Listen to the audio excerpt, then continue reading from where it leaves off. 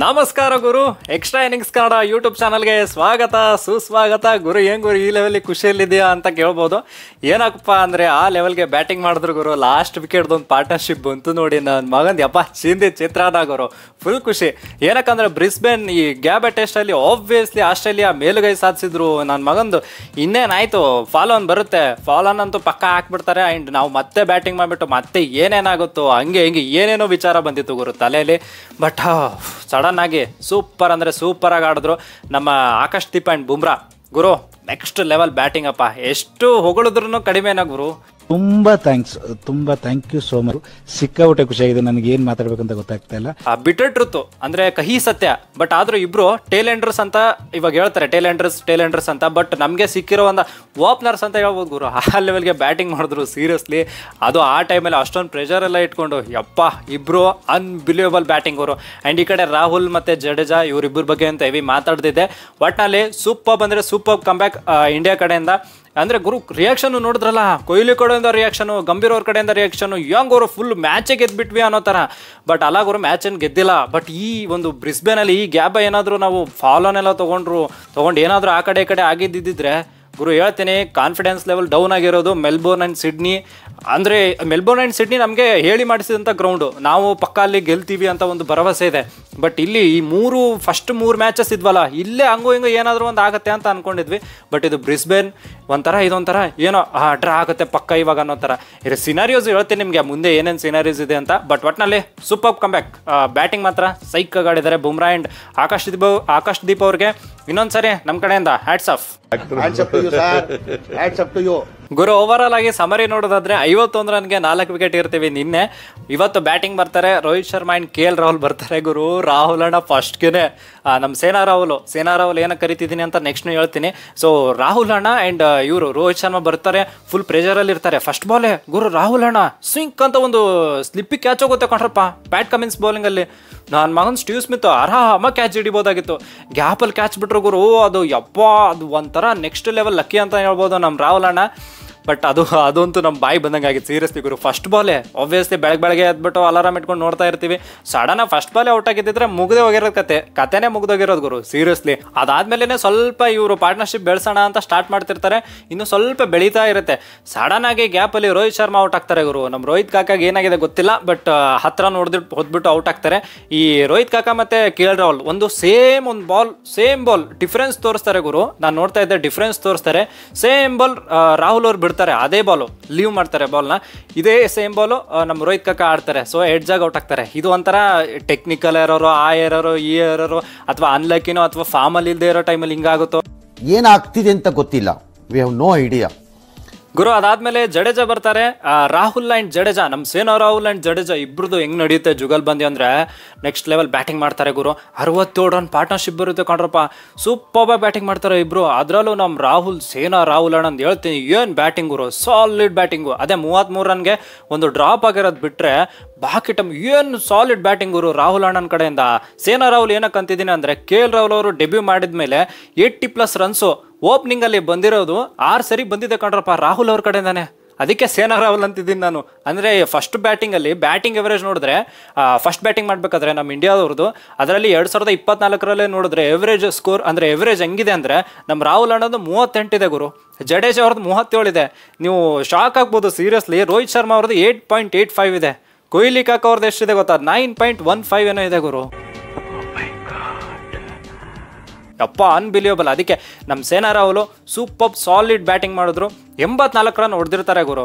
ಆ ಟೈಮಲ್ಲಿ ಏನಾಗುತ್ತೆ ಏನೋ ಗೊತ್ತಿಲ್ಲ. ನನ್ನ ಮಗಂದು ಯಾರು ಕ್ಯಾಚ್ ಬಿಟ್ಟಿದ್ದಾರೆ ನೋಡಿ, ಸ್ಟೀವ್ ಸ್ಮಿತ್ ಅವರೇ ನೇತನ್ ಲಯನ್ ಬೌಲಿಂಗಲ್ಲಿ ಕಟ್ ಹೊಡಿಯೋಕೆ ಹೋಗ್ತಾರೆ ಗುರು. ಆ ಅಯ್ಯೋ ಹೆಂಗೆ ಹಿಡಿತಾರೆ ಅಂದರೆ ನನ್ನ ಮಗಂದು ಕ್ರೇಜಿ ಕ್ಯಾಚ್ ಗುರು ಸೀರಿಯಸ್ಲಿ. ಅದಂತೂ ಬ್ಯೂಟಿಫುಲ್ ಕ್ಯಾಚು. ಸಡನ್ ಆಗಿ ಹಿಂಗೆ ರಿಫ್ಲೆಕ್ಸ್ ಹೆಂಗಿರುತ್ತೆ ಅಂದರೆ, ರಿಯಾಕ್ಷನ್ ಟೈಮ್ ಹೆಂಗಿರುತ್ತೆ ಅಂದರೆ ಜಿಂಕ್ ಅಂತ ಬಂತ ಆಯ್ತು ಹಿಡ್ದೆ ಅನ್ನೋ ಥರ. ಸೊ ಸೇನಾ ರಾಹುಲ್ ಅವರು 84ಕ್ಕೆ ಔಟ್ ಆಗ್ತಾರೆ ಗುರು. ಸೆಂಚುರಿ ಬರಬೇಕಾಗಿತ್ತು, ಸೆಂಚುರಿ ಸ್ವಲ್ಪ ಮಿಸ್ ಆಯಿತು. ಬಟ್ ನಾನು ನಿನ್ನೆ ವಿಡಿಯೋದಲ್ಲೂ ಹೇಳಿದೆ, ಟೆಕ್ನಿಕಲಿ ಸ್ಟ್ರಾಂಗ್ ಆಗಿ ಕಾಣ್ತಿರೋರು ಈ ಒಂದು ಟೀಮಲ್ಲಿ ಯಾರಪ್ಪ ಅಂತಂದರೆ ಅದು ಟಾಪ್ ಆರ್ಡ್ರಲ್ಲಂತೂ ನೀವು ಹೇಳ್ಬೇಕು ಅಂತಂದರೆ ರಾಹುಲ್ ಅಣ್ಣ ಬಿಟ್ಟರೆ ಮತ್ತೆ ಯಾರು ಟೆಕ್ನಿಕಲಿ ಸ್ಟ್ರಾಂಗ್ ಇಲ್ವೇನೋ ಅನ್ನೋ ಥರ ಕಾಣ್ತಾ ಇದ್ದಾರೆ ಅಂತ ನಾನು ನಿನ್ನೆ ಹೇಳಿದೆ. ಇವತ್ತು ಮತ್ತೆ ಪ್ರೂವ್ ಮಾಡಿದ್ರು, 84 ರನ್ ಹೊಡೆದ್ರು ಗುರು. ಇನ್ನೇನು ಸೆಂಚುರಿನೂ ಬರಬೇಕಾಗಿತ್ತು. ಸ್ವಲ್ಪದ್ರಲ್ಲೇ ಮಿಸ್ ಆಯಿತು. ಸೊ ಎಷ್ಟು 141 ರನ್ಗೆ 6 ವಿಕೆಟ್ ಏನೋ ಹೋಗಿರುತ್ತೆ ಕಣ್ರಪ್ಪ. ಆ ಟೈಮಲ್ಲಿ NKR ಬರ್ತಾರೆ, ನಿತೀಶ್ ಕುಮಾರ್ ರೆಡ್ಡಿ. ಸೊ ಆಬ್ವಿಯಸ್ಲಿ ಗೊತ್ತಿರೋದು ಎಲ್ರಿಗೂ ನಿತೀಶ್ ಕುಮಾರ್ ರೆಡ್ಡಿ ಯಾವ ಲೆವೆಲ್ಗೆ ಫಾರ್ಮ್ ಅಲ್ಲಿದ್ದಾರೆ ಅಂತ. ಅಂದರೆ 40 ಮೇಲೆ 40 ಎಲ್ಲ ಬರ್ತಾ ಇತ್ತು ಅಣ್ಣನ ಕಡೆಯಿಂದ. ಸೊ ಇವಾಗ ಒಂದು ಪ್ರೂವ್ ಮಾಡ್ಕೊಳ್ಳೋ ಒಂದು ಸಿಚುವೇಶನ್ ಬಂದಿದೆ. ಅಣ್ಣ ಇವಾಗಂತೂ ಆಬ್ವಿಯಸ್ಲಿ ಈ ಕಡೆ ಜಡೇಜಾ ಸಖತ್ತಾಗಿ ಆಡ್ತವ್ರೆ, ಹೆವಿ ಕ್ರೇಜಿ ಪರ್ಫಾರ್ಮೆನ್ಸ್ ಬರಲಿ, ಪಾರ್ಟ್ನರ್ಶಿಪ್ ಬಿಲ್ಡ್ ಆಗಲಿ ಅಂತ ಅನ್ಕೊಳ್ತಿದ್ದೆ. ಆ ಟೈಮಲ್ಲಿ ಚೆನ್ನಾಗಿ ಆಡಿದ್ರು ಗುರು, ಸೀರಿಯಸ್ಲಿ 16 ರನ್ ಹೊಡೆದವ್ರೆ. ಅಂದರೆ ಅದು ಕೇವಲ ಅನ್ಸುತ್ತೆ 16 ರನ್ನೇ ಅಲ್ವಾ ಅಂತ, ಬಟ್ 61 ಬಾಲ್ ಆಡಿದ್ದಾರೆ ಗುರು, 61 ಬಾಲ್ಸ್ ಆಡಿದ್ದಾರೆ. ಹೆಂಗಂತಂದ್ರೆ ಮಳೆ ಬರೋದು ಹೋಗೋದು, ಇವ್ರು ಮತ್ತೆ ಸೆಟ್ ಆಗೋದು ಬಿಡೋ, ಸೆಟ್ ಆಗೋದು ಅಂದರೆ ಬಂದು ಸೆಟ್ ಆಗಬೇಕಲ್ಲ. ಮಳೆ ಹೋದ್ಮೇಲೆ ಬರೋದು ಹೋಗೋದು ಮಾಡೋ ಟೈಮಲ್ಲಿ ಇವರು ಮತ್ತೆ ಬಂದು ಸೆಟ್ ಆಗಬೇಕಲ್ಲ.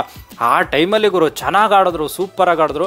ಇಬ್ಬರು ಪಾರ್ಟ್ನರ್ಶಿಪ್ 57 ರನ್ ಏನೋ ಬರುತ್ತೆ. ಸ್ಪೆಷಲಿ ಜಡೇಜಾಗೆ ಒಂದು ಶಬಾಷ್ ಹೇಳ್ಬೇಕು ಗುರು, ಆ ಒಂದು ಪಾರ್ಟ್ನರ್ಶಿಪ್ಪಲ್ಲಿ ಸೂಪರಾಗಿ ಆಡ್ತಾರೆ ಜಡೇಜಾ. ಆ್ಯಂಡ್ ನೇತನ್ ಲೈನ್ಗೆ ಗುರು ಏನದು ಸ್ವೀಪ್ ಮೇಲೆ ಸ್ವೀಪ್ ಅಂದರೆ ಅಟ್ಯಾಕು ಮಾಡ್ತಾರೆ ಆ್ಯಂಡ್ ಡಿಫೆನ್ಸ್ ಮಾಡ್ತಾರೆ, ಸೂಪರಾಗಿ ಆಡ್ತಾರೆ ಜಡೇಜಾ. ಆ್ಯಂಡ್ ಈ ಕಡೆ NKR ಸೂಪರಾಗಿ ಆಡ್ತಾ ಇರ್ತಾರೆ. ಬಟ್ ಸಡನ್ ಆಗಿ ಒಂದು ಜಫಾ ಕ್ರಿಯೇಟ್ ಆಗುತ್ತೆ ಗುರು ಕಮಿನ್ಸ್ ಕಡೆಯಿಂದ. ಇವತ್ತಂತೂ ಕಮಿನ್ಸ್ ಶೋನೇ, ಆಸ್ಟ್ರೇಲಿಯಾ ಟೀಮಲ್ಲಿ ಒಂದು ಪಾಯಿಂಟ್ ಆಫ್ ವ್ಯೂ ನೋಡೋದಾದ್ರೆ ಕಮಿನ್ಸ್ ಶೋನೇ ಅನ್ಕೋಬೇಕು. ಕಮಿನ್ಸ್ ಆ ವಯ್ಯೋ ಒಂದು ಬಾಲ್ ಹಾಕ್ತಾರೆ, ನನ್ನ ಮಗನ ಅದು ಹಂಗೂ ಜಫಾ ಕ್ರಿಯೇಟ್ ಆಗುತ್ತೆ, ಬೋಲ್ಡ್ ಆಗಿಬಿಡ್ತಾರೆ ಇವರು ನಿತೀಶ್ ಕುಮಾರ್ ರೆಡ್ಡಿ ಅವರು. ಸೊ ಅಲ್ಲಿ ಸ್ವಲ್ಪ ನಮ್ದು ಹೋಪ್ಸ್ ಎಲ್ಲ ಕಮ್ಮಿ ಆಯಿತು ಗುರು. ಏನಪ್ಪ ಇದು 194 ಏನೋ ಅಷ್ಟಾಗಿರುತ್ತೆ ಅನ್ಕೋತೀನಿ, 7 ವಿಕೆಟ್ ಏನೋ ಹೋಗುತ್ತೆ. ಇನ್ನೇನು ಗುರು ಆಯ್ತಲ್ಲ, ಜಡೇಜಾಗೆ ಯಾರು ಸಾಥೆ ಕೊಡಲ್ವಲ್ಲ ಇವಾಗ, ಯಾರಿದ್ದಾರೆ ಅಂತ ನೋಡ್ತಾ ಇದ್ರೆ ಸಡನ್ ಆಗಿ ಅಲ್ಲಿ ಸ್ಟ್ಯಾಂಡಿಂದ ಒಬ್ರು ಬರ್ತಾರೆ, ಇದು ಡ್ರೆಸ್ಸಿಂಗ್ ರೂಮಿಂದ ಒಬ್ರು ಬರ್ತಾರೆ ಗುರು.